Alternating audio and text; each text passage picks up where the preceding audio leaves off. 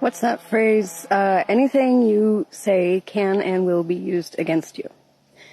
Well, that's kind of what it feels like when I post anything on TikTok. And the same goes for the things that I don't say. Sometimes it's a really vulnerable thing to post anything on this platform because people will find the smallest thing and absolutely tear you apart for it. And I really don't like having to defend the choices that I've made in my lifestyle.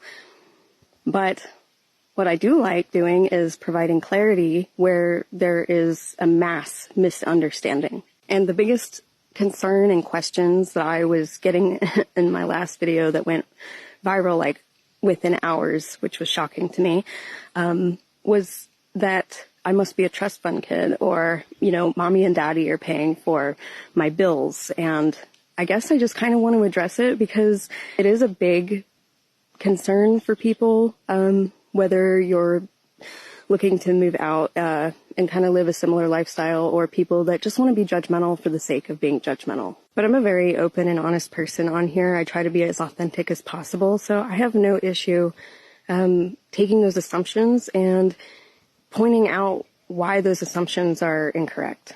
So, number one, my parents are not wealthy. We have never been wealthy, and I am not a trust fund baby, as much as some of you would really love to believe that. Also, my financial budget is very small, and my bills are very small. I really don't have to pay for much every month.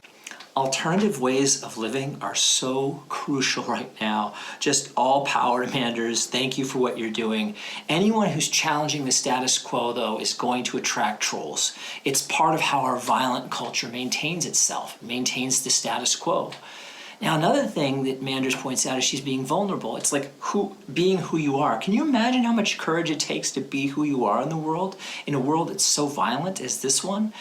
She goes on to correct some assumptions, but my question is, as a psychologist, is why are those assumptions being made in the first place? And my proposal to you is that those assumptions served our ability to avoid seriously considering an alternative life. And given how critical alternative ways of living are right now, those assumptions and those avoidance strategies are not what we need. So, the trust fund thing, that's a good question. I mean, where does she get the money to live like this? And of course she answers that. She's not a trust fund. If she were a trust fund, hey man, that's a good way to spend some of that oil money as far as I'm concerned. But first of all, we shouldn't be dismissing anyone. We need to be kind to each other. Everybody has a piece of the truth. But second, we shouldn't be dismissing people for inaccurate theories in any case. All right. So what the culture of bad habits tells us, right, teaches us, is to use silence and violence to avoid what? Well, to avoid reality, but it also helps us avoid our own unpleasant emotion. Let's say, for example, I feel guilt that I'm not living the way she's living, okay? So what I do with that guilt is, rather than feel guilty, I dismiss her and her way of life, and now I don't have to think about it and I don't have to feel guilty anymore. But it would be much better if we just pause, we just notice that I'm feeling guilty. That guilt is maybe telling me something. It's telling me like, oh, this is important to me in some way. And if so, then go do it. Go learn how to live the way she lives. There's no problem with that. If not, then that's not going to be your contribution, and that's okay too. You go do something else. But what we all need to do is we need to be investigating hardcore new ways of living, because this old way of living is not working. We're in overshoot and collapse. So we need people like Manders and people who are supporting her to develop and evolve our culture from a violent industrial culture to an ecosystem culture. So let's get on with it.